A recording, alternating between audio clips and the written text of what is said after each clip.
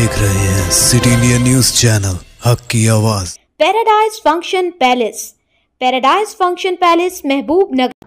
TPCC तर्जुमान Zaheer Akhtar ने आज महबूब नगर मुस्तक़र के कांग्रेस पार्टी दफ्तर में मुनाकिदा सहाफ़ती कॉन्फ्रेंस से खिताब करते हुए कहा कि तेलंगाना हुकूमत ने साल 2024 और 25 माली बजट जो असम्बली में पेश किया है वो आवाम की उम्मीदों के ऐन मुताबिक है, जबकि माजी में जो बजट पेश किया जाता था वो हकीकत से बहुत दूर होता था। ज़हीर अख्तर ने कहा कि चीफ मिनिस्टर रेवंत रेड्डी की क़यादत में कांग्रेस हुकूमत ने जो बजट पेश किया है उसमें किसानों को मदद पहुंचाने की गर्ज से काश्तकारी के लिए बड़े मकदार में 72,659 करोड़ फंड मख्तस किया गया है और यह फंड किसानों की तय कांग्रेस की संजीदगी को जाहिर करता है। ज़हीर अख्तर ने कहा कि गुज़िश्ता 10 साल इक़्तिदार पर रहने वाली BRS पार्टी किसानों की कर्ज माफ़ी को लेकर टाल मटोल करते हुए किसानों को धोखा दिया, लेकिन आज कांग्रेस हुकूमत चीफ मिनिस्टर रेवंत रेड्डी ने किसानों के 31,000 करोड़ रुपए का कर्ज माफ़ करते हुए किसानों के दिल जीतने का काम किया है, जिस पर हम सबको फ़ख्र है। इसी तरह रैतु भरोसा के तहत 15,000 रुपये देने के लिए हुकूमत ने फैसला किया है, जबकि माजी की हुकूमत वेंचर और प्लाटों और दौलतमंद अफराद को मनमानी तौर पर रैतु बंधु देते हुए बजट को नुकसान किया है। लेकिन इस बार अवामी हुकूमत में किसानों की ख्वाहिश के मुताबिक कितने एकड़ अराजी वाले किसानों को रैतु भरोसा दिया जाए उनके ख्यालात को सुना गया। उन पर असम्बली में बहस की जाएगी और फसल बीमा प्रीमियर भी हुकूमत ही अदा करेगी। किसानों को फसल बीमा प्रीमियर अदा करने की कोई ज़रूरत नहीं है। ज़हीर अख्तर ने कहा कि कांग्रेस का यह बजट हमें वाज़ेह करता है कि तेलंगाना हुकूमत अवाम की ऐन उमंगों के मुताबिक काम कर रही है। मीडिया मित्रुలకు నమస్కారం। తెలంగాణ రాష్ట్ర ప్రభుత్వం నిన్న ప్రవేశపెట్టినటువంటి తెలంగాణ రాష్ట్ర 2024-25 బడ్జెట్ కి సంబంధించి తెలంగాణ ప్రజల ఆకాంక్షలను నెరవేర్చే విధంగా మన ముఖ్యమంత్రి రేవంత్ రెడ్డి గారు ఏ రకమైనటువంటి నిర్ణయాలు తీసుకున్నారనే విషయాలు మీతో పంచుకోవాలని, అదే విధంగా తెలంగాణ సమాజానికి తెలవాలని ఈ రోజు ఈ పత్రికా సమావేశం ఏర్పాటు చేయడం జరిగింది। తెలంగాణ రాష్ట్రం ఏర్పడిన తర్వాత గత 10 సంవత్సరాలుగా బడ్జెట్ ప్రవేశపెట్టడమే గాని అది వాస్తవికానికి చాలా దూరమైనటువంటి బడ్జెట్లను గతంలో ప్రవేశపెట్టడం జరిగింది। ఈసారి రాష్ట్ర ప్రభుత్వం కాంగ్రెస్ పార్టీ నాయకత్వంలోని రేవంత్ రెడ్డి గారి ప్రభుత్వం వాస్తవానికి అనుకూలమైనటువంటి బడ్జెట్ ప్రవేశపెట్టడం జరిగింది। బడ్జెట్ లో ఈ రాష్ట్రానికి వెన్నుముకైనటువంటి రైతులు ఆదుకునే లక్ష్యంతో 1/4 వంతుల బడ్జెట్ ను వ్యవసాయ రంగానికి కేటాయించడం వల్ల కాంగ్రెస్ పార్టీ ప్రభుత్వానికి రైతుల పట్ల ఉన్నటువంటి చిత్తశుద్ధిని నిరూపిస్తా ఉంది। ఒక రైతు బిడ్డగా తెలంగాణ రైతాంగం పక్షాన ముఖ్యమంత్రి రేవంత్ రెడ్డి గారికి ప్రత్యేకమైనటువంటి ధన్యవాదాలు, కృతజ్ఞతలు తెలియజేస్తా ఉన్నాం। మొత్తం బడ్జెట్ లో 72,659 కోట్లు వ్యవసాయ రంగానికి కేటాయించడం జరిగింది। అదేవిధంగా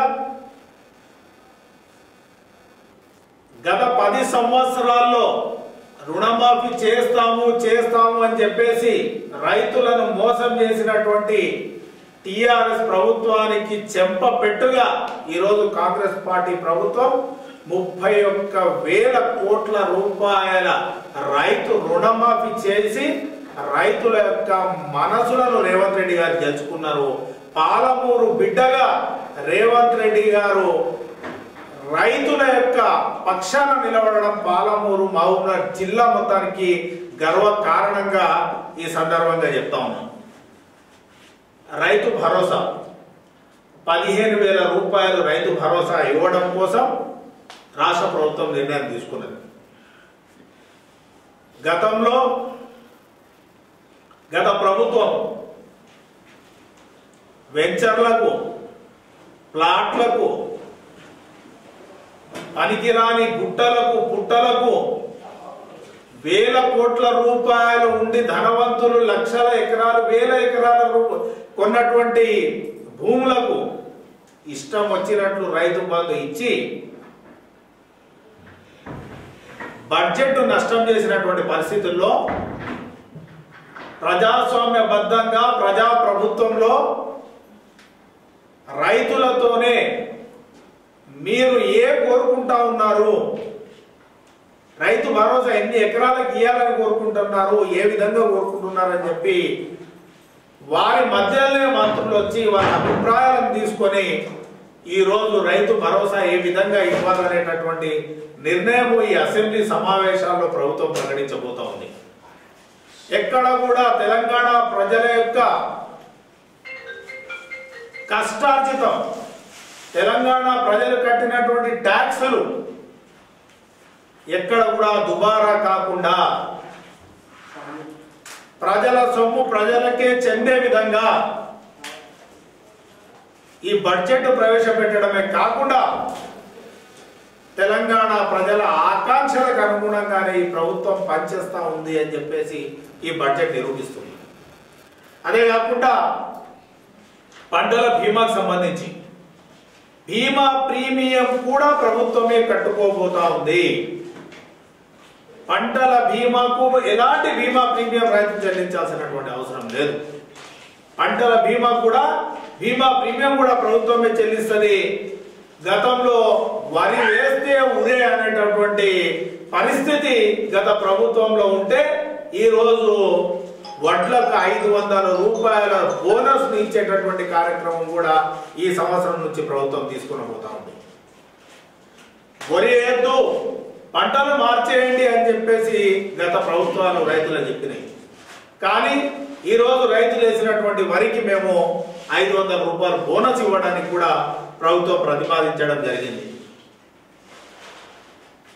గత ప్రభుత్వం ధరణిని తీసుకొచ్చి ఇష్టం వచ్చినట్టు మోసాలు చేసి అదేవిధంగా రైతులను ఎంఆర్ఓ ఆఫీసులు, ఆర్డీఓ ఆఫీసులు, కలెక్టర్ ఆఫీసులు, సిసిఎల్ఏలు తిరిగి అలసిపోయినటువంటి పరిస్థితుల్లో, ఇబ్బంది పెట్టిన పరిస్థితుల్లో ఈరోజు రాష్ట్ర ప్రభుత్వం సుమారు 1,79,143 దరఖాస్తులను ఇప్పటి వరకు పరిష్కరించింది. 1,79,143 దరఖాస్తులను పరిష్కరించడం జరిగింది. త్వరలోనే ఆ ధరణి సమస్యలన్నీ పరిష్కారం చేసి రైతులను ఆదుకునేటటువంటి ప్రయత్నం ప్రభుత్వం చేస్తుంది. మేము 6 గ్యారెంటీలు ఇచ్చినాం. చాలా మంది మాట్లాడారు, అసలు 6 గ్యారెంటీలు సాధ్యం కావు, రుణమాఫీ సాధ్యం కాదు అని చెప్పేసి మాట్లాడారు. 6 గ్యారెంటీలో ఉచిత బస్సు ప్రయాణం నడుస్తూనే ఉంది. ఎల్పిజి గ్యాస్ సిలిండర్ 500కే ఇస్తూనే ఉన్నాం. అదేవిధంగా 31,000 కోట్ల రూపాయలు రుణమాఫీ చేస్తూనే ఉన్నాం. అదేవిధంగా రైతు భరోసా పథకాన్ని ఏ విధంగా చేయాలని అసెంబ్లీలో చర్చించి రైతు భరోసా పథకాన్ని కూడా పక్కడబందీగా రైతులకు ఉపయోగపడేటట్లు దొరలకు, భూస్వాములకు, కోటీశ్వరులకు కాకుండా నిజమైనటువంటి రైతు భరోసా అందేటట్లు ఈ ప్రభుత్వం ప్రయత్నం చేస్తుంది. ఎందుకంటే తెలంగాణ ప్రజల యొక్క ఆకాంక్షలను కాపాడాలి, తెలంగాణ ప్రజల యొక్క వాళ్ళ సొంతంగా కట్టేటటువంటి ట్యాక్సుల రూపంలో ఇచ్చేటటువంటి డబ్బుల ద్వారా కానీ ఇవ్వకూడదు అనేటటువంటి ప్రభుత్వ లక్ష్యం. ఆ విధంగా ఈ రైతులకు సంబంధించినటువంటివే కాకుండా ఈ మహాలక్ష్మి పథకంలో ఇంతవరకు 68 కోట్ల 60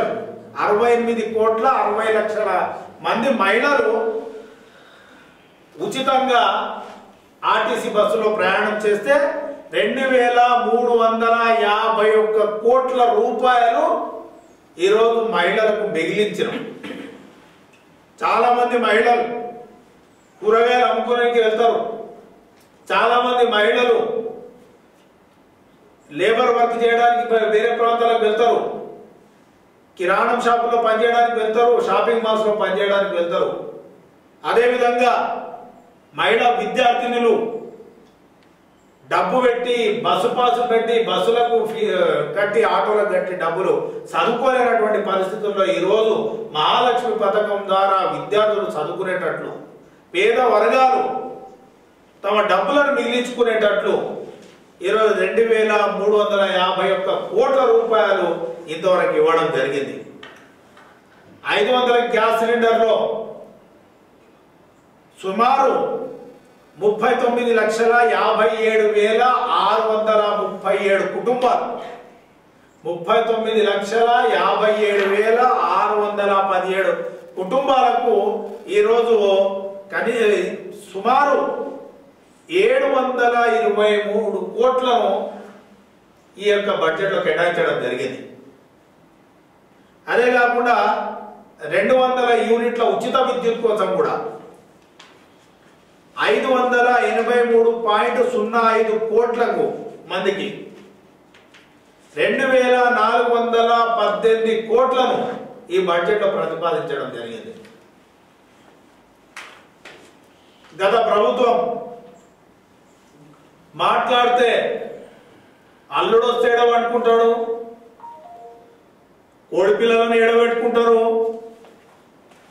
మేకలను ఎడగట్టేస్తారు, 2 ఇండ్లు డబుల్ బెడ్రూమ్ ఇస్తాం అని చెప్పేసి మాట్లాడినటువంటి గత ప్రభుత్వం ఎన్ని డబుల్ బెడ్రూమ్లు ఇచ్చిందనే విషయం అందరికీ తెలుసు.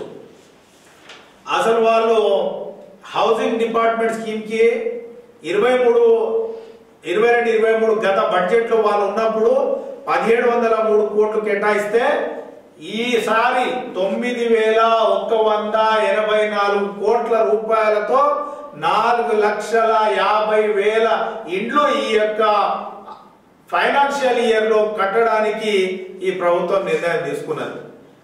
ఇంద్రమ్మ ఇండ్ల ద్వారా పేద ప్రజల యొక్క కలను గత 10 సంవత్సరాల నుండి ఏ విధంగా అయితే వాళ్ళు నాకు పక్కా ఇల్లు కావాలనే ఆలోచనతో ఉన్నారో ఆ యొక్క ఆలోచనను వాళ్ళ కలలను నెరవేర్చే విధంగా ఈ ప్రభుత్వం పనిచేయబోతా ఉంది అని చెప్పేసి ఈ బడ్జెట్ నిరూపిస్తోంది. అసలు 7 లక్షల కోట్ల అప్పు చేసిపోయినటువంటి కేసీఆర్ గారు ఆ తర్వాత 8 నెలల్లో కాంగ్రెస్ పార్టీ అధికారంలోకి వచ్చిన 8 నెలల్లో 35,118 కోట్ల రూపాయల అప్పులు తీసుకొచ్చిన వారు తెచ్చినటువంటి అప్పుల వడ్డీలతో సహా మేము తెచ్చినటువంటి అప్పులను కలిపేసుకొని 42,892 కోట్ల రూపాయలను రీపేమెంట్ చేశాం. కేసీఆర్ తెచ్చిన అప్పులకు వడ్డీని కడతా ఉన్నాం. అదేవిధంగా ఆ అప్పును తగ్గించుకోవడానికి రీపేమెంట్ కూడా చేస్తా ఉన్నాము. ఆ రకంగా ఆర్థిక వనరులను అభివృద్ధి చేసుకొని తెలంగాణ రాష్ట్రాన్ని కాపాడేటటువంటి లక్ష్యంగా ఈరోజు కాంగ్రెస్ పార్టీ ప్రభుత్వం పనిచేస్తూ ఉంది. ఎస్సీ సంక్షేమం చాలా ముఖ్యం. దళితుని ముఖ్యమంత్రి చేస్తానని మోసం చేసినటువంటి కేసీఆర్ ఈరోజు మేము దళితుని ఉప ముఖ్యమంత్రి చేస్తాం. ప్రధానమైనటువంటి ఫైనాన్స్ డిపార్ట్మెంట్ ఆయన అప్పచెప్పినాం. అదే కాకుండా ఈరోజు ఎస్సీ సంక్షేమం కోసం వెనుకబడినటువంటి దళిత వర్గాల కోసం 33,124 కోట్లను కేటాయించడం జరిగింది. ఎస్టీ సంక్షేమం కోసం 17,056 కోట్లను బడ్జెట్లో కేటాయించడం జరిగింది. అసలు తండాలను గ్రామ పంచాయతీలు చేసిండ్రు, ఒక్క తండాలో కూడా గ్రామ పంచాయతీ భవనం లేదు, మౌలిక సదుపాయాలు లేవు.